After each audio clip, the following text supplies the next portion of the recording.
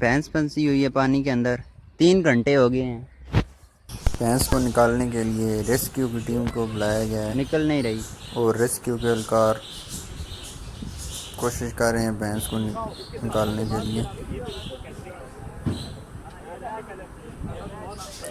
अहले मोहल्ला की भी काफ़ी तादाद यहाँ पे मौजूद है।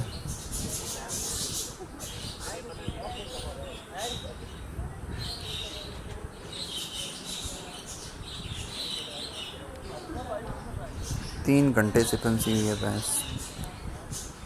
कीचड़ था ना जाने। और भैंस बाहर नहीं निकल सकी।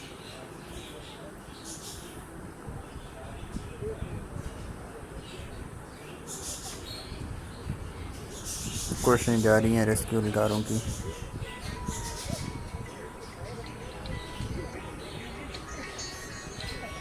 वीडियो को ज़्यादा से ज़्यादा शेयर करें और हमारे चैनल को सब्सक्राइब भी करें।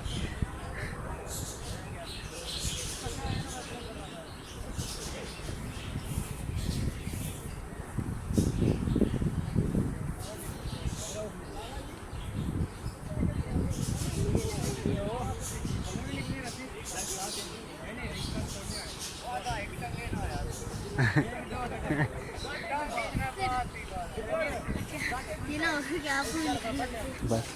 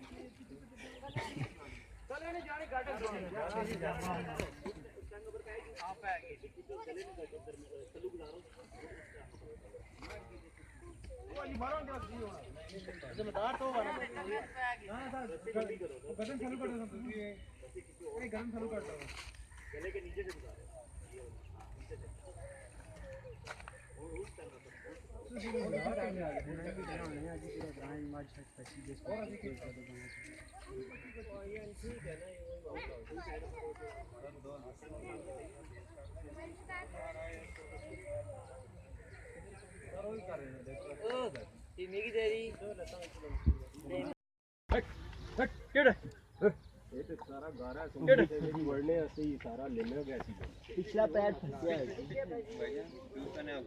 वो परली लात काट संज्ञा ऊपर है विच दुले सारे ने पाइए जी वो दुमची ना पे चेक करो रहा दुमची ना पर पीछे चेक करो पूरा चेक ये हो रहा खोर भी ये तो चेक करो चेक सर चेक ये तो पास हम बोल रहा ये दो अगू रस्सी खींचे मैं नहीं दो बंदे हो ना इधर आओ जी छोड़ो नहीं जिस तरह के साथ चेक नहीं क्या नहीं जानी अगेन इस बात चेक करो भाई जी ना क्या नहीं जानी क्योंकि वो पीछे एरिया जंगल से सीधी खोर बस संज्ञा एक बात है खोर ऊपर ला खोर लात चेक कर देना नहीं भाई यूज के नहीं आना परले पासू जाते सन थोड़ा जब पर सेटा जे दबाओ उसने परली लात चेक के काट दो हाथ नापते वो तलू नाप के रस्सी दो यार नहीं मसला नहीं बैठी रही ना रस्सी इथे छोटे है रस्सी के छोड़ो जी मुंह है नहीं वडी नहीं है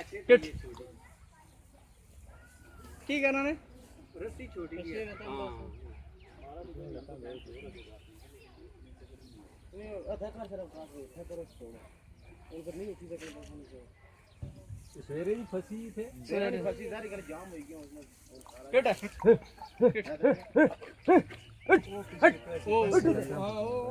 पिछला पैर ये पिछले पैर देगा आप इसका चेक करें ये लत पैर उरली जाद कराओ और फिर उसकी जाद कराओ। ज़ाद नहीं है ना, फोल्ड है पीछे। ये चमक क्या कर गया? अंदर वाले पासे मोड़, बंदा तो है नहीं। भैंस को 1.5 घंटे की अंदर वाले पासे मोड़ मशक्क़त के बाद पार्ट इसको करो। आखिरकार रेस्क्यू 1122 की मदद से बाहर निकाल लिया गया है कीचड़ से। हट मजी। मज़ीद इंटरेस्टिंग वीडियो देखने के लिए मेरे चैनल को सब्सक्राइब करें और साथ लगे बेल आइकॉन को पुश करें ताकि मेरी हर नई आने वाली वीडियो आप तक पहुंच सके। शुक्रिया।